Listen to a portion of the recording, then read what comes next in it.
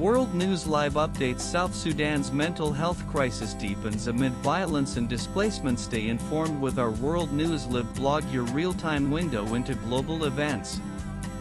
From major geopolitical developments and scientific breakthroughs to royal family updates and cultural milestones, we bring you fast, factual, and curated updates as they happen. Whether it's unfolding conflicts, diplomatic shifts, climate alerts, or key moments in international politics, our live blog keeps you ahead of the news curve. Designed for readers who want both speed and substance, this is your go-to source for staying connected with the world minute by minute, headline by headline. South Sudan is grappling with a severe and under-resourced mental health crisis driven by persistent violence, massive displacement, and climate shocks, as per a report in AP. The lack of mental health clinics is leading to a rise in severe distress and suicide cases among the traumatized population, particularly affecting vulnerable groups like women and children. Non-governmental organizations (NGOs) are attempting to provide critical services, but their efforts are severely hampered by chronic underfunding for humanitarian appeals, a shortage of trained professionals, and immense logistical challenges, leaving a significant gap in care and hindering the nation's potential for long-term recovery and stability. 7 volunteers were killed and 3 others were injured after a massive mudslide struck the town of Danier in Pakistan's Gilgit-Baltistan region early Monday, according to a report in AP. Faizola Farik, a regional government spokesperson, confirmed that rescuers recovered the bodies and transported the injured to a hospital. The volunteers were working to repair a drainage channel that had been damaged by flash floods. This incident occurred one day after a glacial lake outburst flood had caused significant damage to the crucial Karakoram highway in the same region. The United States' long-held position as the primary hub for entrepreneurial wealth creation is facing a significant challenge from a growing number of international ecosystems, according to a report in the Financial Times. New research indicates that major cities across Asia and Europe are developing into powerful startup hubs, attracting substantial venture capital and fostering innovation. This global shift is supported by noticed governments implementing favorable policies, such as tax incentives and dedicated funding programs, to cultivate domestic growth.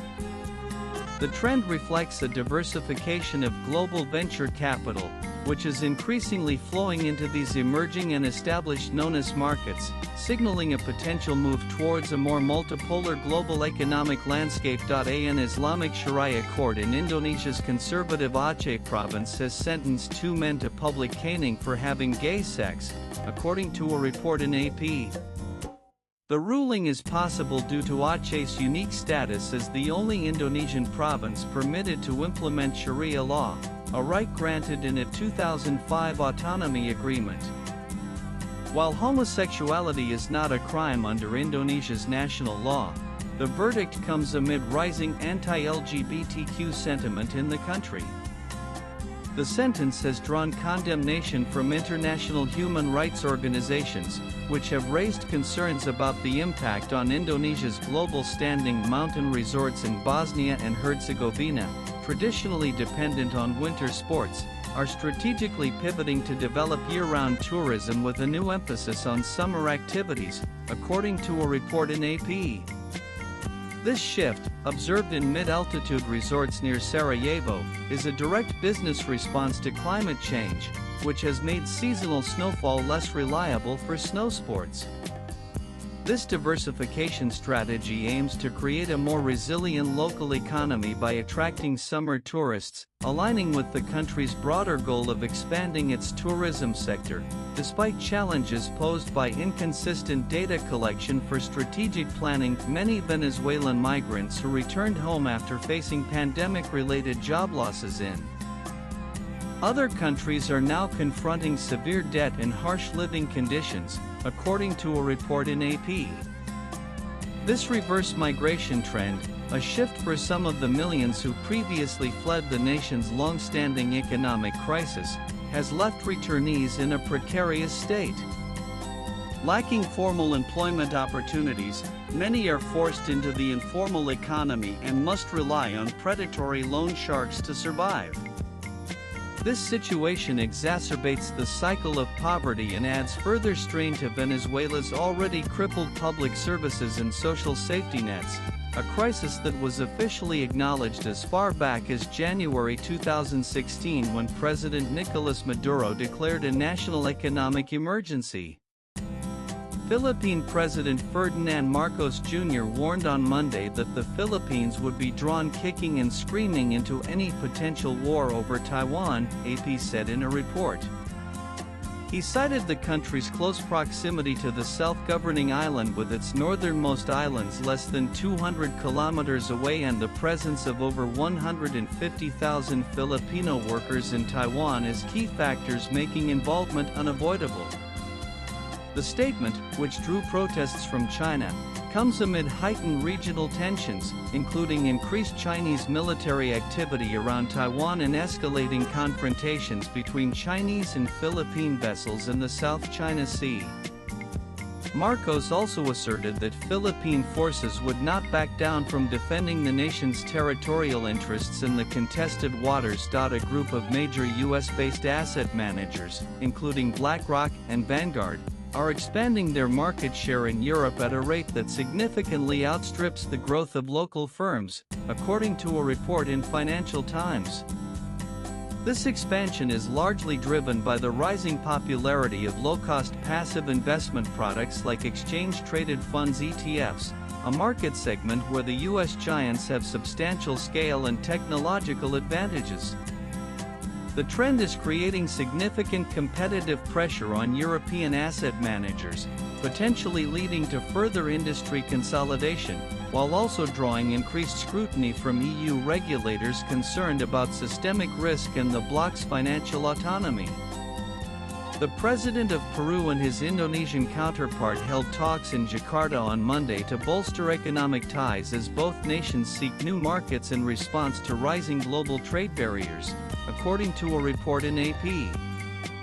The meeting comes just days after U.S. President Donald Trump imposed new tariffs, including a 19% rate on Indonesia, while Peru faces a 10% baseline tariff set previously.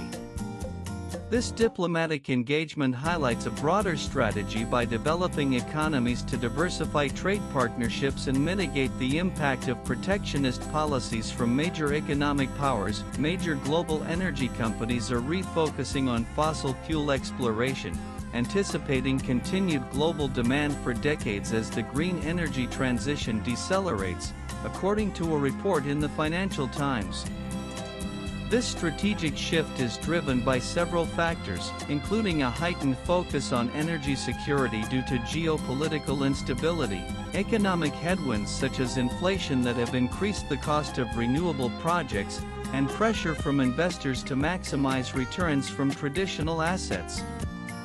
While renewable energy growth continues, this pivot by major oil firms reflects a re-evaluation of peak oil demand projections, with some industry forecasts anticipating robust demand well into the 2030s, particularly from developing economies. Australia will recognize Palestine as a state, a major foreign policy change announced by Prime Minister Anthony Albanese, AP says in a report. This decision marks a departure from Australia's historical stance of awaiting a negotiated two-state solution between Israel and the Palestinians. The move follows similar recognitions by European nations like Spain, Ireland, and Norway in May 2024 and comes amid increased international pressure for a political resolution to the ongoing conflict in Gaza. While largely symbolic, the recognition is seen as a diplomatic victory for the Palestinian Authority and adds to the global momentum for Palestinian statehood. A new survey of businesses across Asia reveals a nearly even split in expectations for customer payment behavior, with half anticipating stability and the other half foreseeing a deterioration in payment risk in the coming months, according to a report in AP. The 2025 Atradius Payment Practices Barometer Survey, which polled firms in China, Hong Kong, India, Indonesia, Japan, Singapore, Taiwan, and Vietnam, highlights a tension between the region's economic resilience and rising financial vulnerabilities.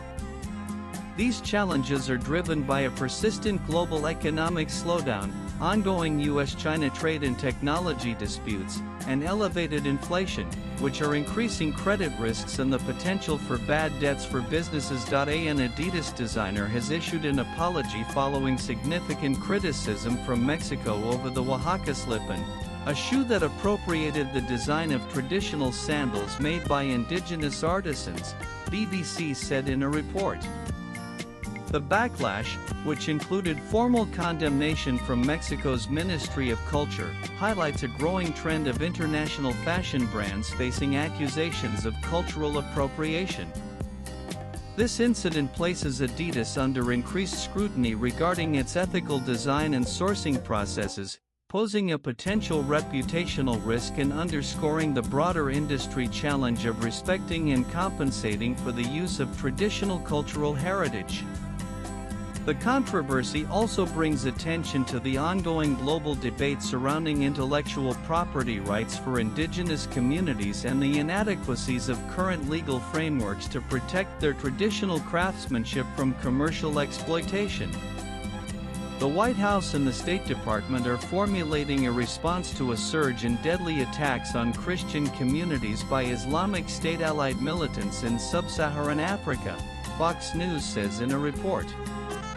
This action follows recent massacres in Nigeria and the Democratic Republic of Congo (DRC) carried out by groups such as the Islamic State West Africa Province ISWAP and the Allied Democratic Forces (ADF).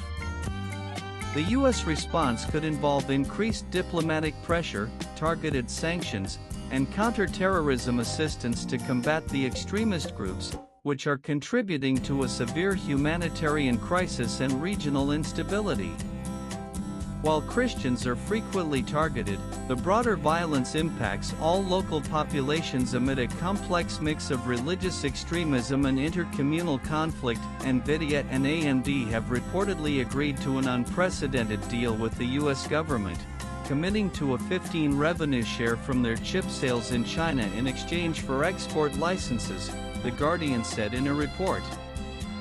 Citing the Financial Times and a U.S. official, the arrangement applies to NVIDIA's H20 chips and AMD's MI308 chips, which are specifically designed for the Chinese market to comply with existing export controls. The report also noted that the Trump administration has not yet decided how the collected revenue will be utilized. At least 15 people have died and dozens are missing after severe flash floods struck China's northwestern Gansu province, according to a report in BBC. The event highlights the significant strain on the region's infrastructure and disaster management capabilities. This incident is consistent with a broader pattern of extreme weather events across China this summer, which experts attribute to climate change, posing ongoing economic and logistical challenges related to recovery, resilience, and protecting vulnerable communities. German opposition leader Friedrich Merz has publicly defended the government's decision to implement a partial halt on weapons sales to Israel, asserting that Berlin's fundamental commitment to Israel's security has not changed. According to a report in Deutsche Welle, the move, which involves a limited set of weapons rather than a full embargo, has drawn a response from Israeli Prime Minister Benjamin Netanyahu, who stated he hopes for a reversal of the policy.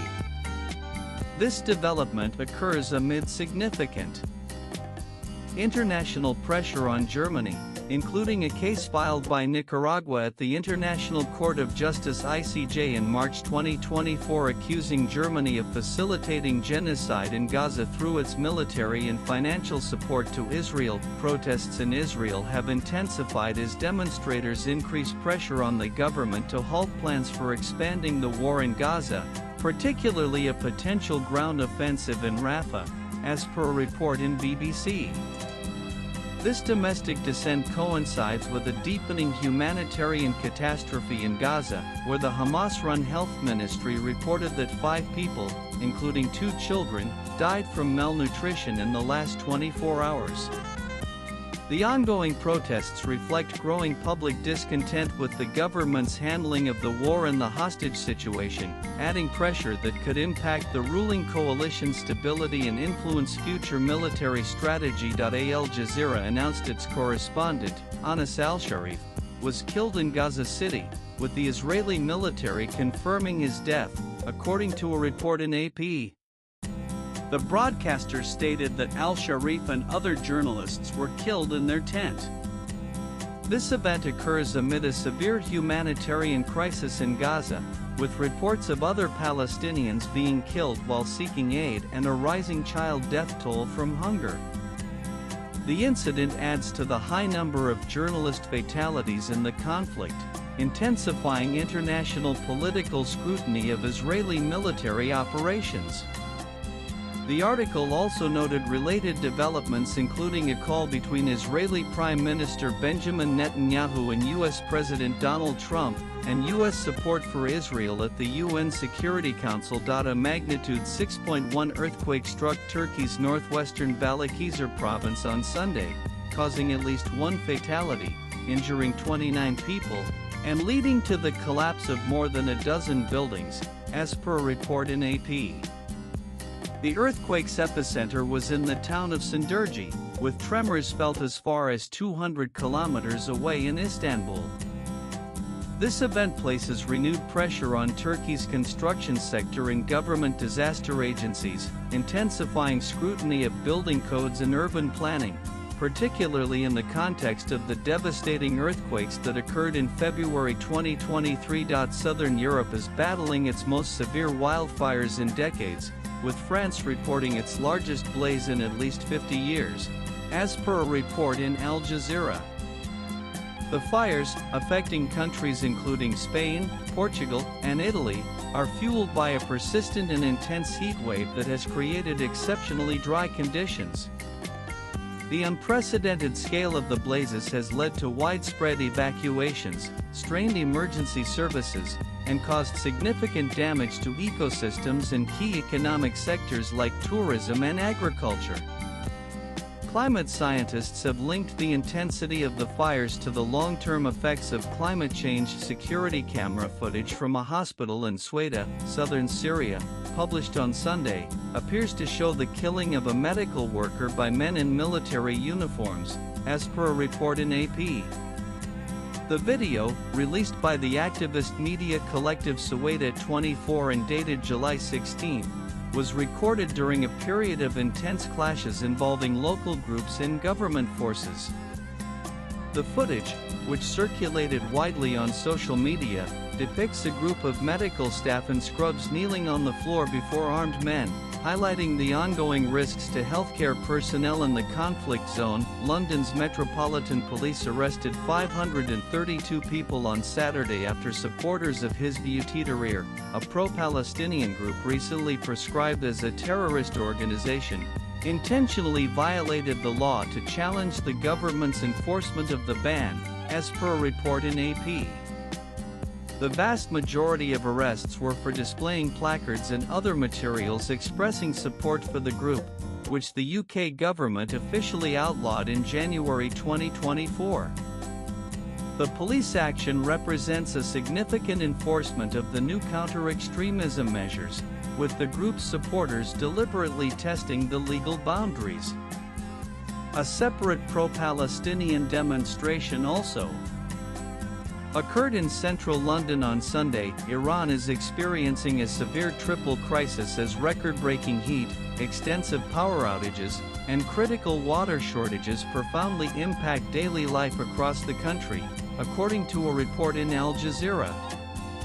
The situation is fueled by a combination of factors, including climate change-driven heat waves, chronic underinvestment in an aging power grid hampered by international sanctions, and decades of water mismanagement.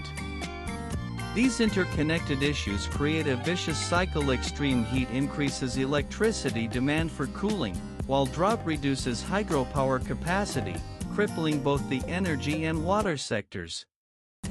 The crisis is causing significant economic disruption, particularly in manufacturing and agriculture, and fueling public discontent over the government's inability to provide essential services. Israeli Prime Minister Benjamin Netanyahu on Sunday announced a new military offensive in Gaza that will be more extensive than previously indicated, stating Israel must complete the defeat of Hamas, as per a report in AP.